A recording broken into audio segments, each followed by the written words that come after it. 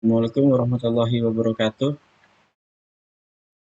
Terima kasih kepada dosen mata kuliah saya, mata kuliah Bahasa Indonesia, Ibu Nurina Yusari, SPD, M.Hum. Perkenalkan, nama saya Dani Hadi Susanto, NIM saya 2021 0201 155. Pada malam ini saya akan mempresentasikan tugas UAS saya, yaitu tentang karangan ilmiah. Kita mulai saja ya. Apa sih yang melatar belakangi karangan ilmiah? Menulis merupakan salah satu keterampilan yang sangat sering digunakan siswa dalam melaksanakan kegiatan pendidikan, khususnya menulis karangan ilmiah maupun karangan non-ilmiah. Kegiatan ilmiah tidak lain adalah suatu proses sistematis dan objektif untuk memperoleh pengetahuan. Dan sebuah karya tulis bukanlah tulisan yang tidak berdasar. Semuanya harus disusun berdasarkan fakta di lapangan, disusun menurut aturan yang telah ditentukan dan masuk akal atau logis. Dalam segi bahasa, karya tulis termasuk laporan penelitian harus memenuhi ragam bahasa baku, yaitu ragam bahasa formal, tidak menggunakan bahasa informal atau bahasa pergaulan. Dan tujuan agar karya tersebut tetap dapat dipahami oleh pembaca yang tidak berada dalam situasi atau konteks saat karya tersebut tidak diterbitkan. Maaf, maksud saya karya tersebut diterbitkan. Dan apa sih tujuannya? Tujuannya itu untuk mengetahui apa yang dimaksud dengan karangan ilmiah dan karangan non-ilmiah. Dan untuk mengetahui ciri-ciri dari karangan ilmiah dan karangan non-ilmiah. Dan mengetahui jenis-jenis dari karangan ilmiah dan karangan non-ilmiah. Dan untuk mengetahui bagaimana penulisan tahapan ataupun struktur dari penulisan karangan ilmiah dan karangan non-ilmiah. Dan bagaimana kita bisa mengetahui tips penulisan dari karangan ilmiah dan mengetahui bagaimana sifat dan contoh dari karangan ilmiah dan non-ilmiah. Karya tulis dibagi menjadi dua, yaitu karangan ilmiah dan karangan non-ilmiah. Oke, karangan ilmiah itu, karangan ilmiah adalah laporan tertulis dan diterbitkan yang memaparkan hasil penelitian atau pengkajian yang telah dilakukan oleh seseorang atau tim dengan memenuhi kaidah atau etika keilmuan yang dikukuhkan dan ditaati oleh masyarakat keilmuan. Dan ciri-ciri dari karangan ilmiah itu ada objektif, netral, sistematis, atau logis, dan fakta. Apa sih objektif?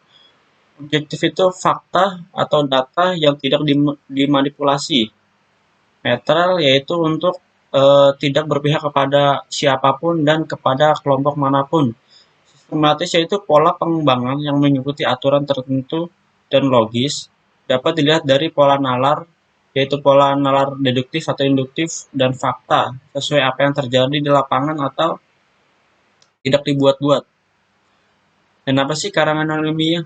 Karangan non-ilmiah adalah karangan yang menyajikan fakta pribadi tentang pengetahuan dan pengalaman dalam kehidupan sehari-hari, bersifat subjektif, tidak didukung fakta umum, dan biasanya menggunakan bahasa yang populer atau bahasa yang digunakan dalam sehari-hari atau tidak terlalu formal.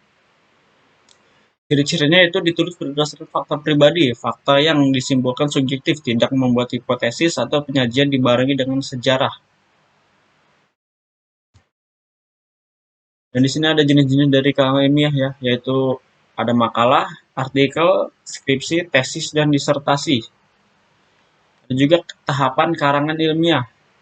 Ada pendahuluan, latar belakang, identifikasi masalah, rumusan masalah, tujuan masalah, atau maaf maksud saya tujuan penelitian, manfaat penelitian, dan bab 2 ada kajian pustaka, landasan teori, review penelitian terdahulu, karangan fikir atau hipotesis.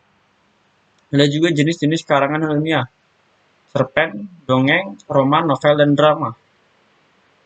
Dan struktur karangan non-ilmiah, abstrak, orientasi, komplikasi, evaluasi, resolusi, dan koda-koda.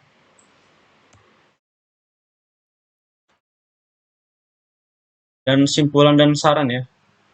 Mungkin simpulan dari karangan ilmiah yang saya teliti ini, di mana simpulan yang didapat pada makalah ini yaitu kegiatan ilmiah tidak lain adalah suatu proses sistematif dan objektif yang memperoleh pengetahuan. Sebuah karya tulis bukanlah tulisan yang tidak berdasar.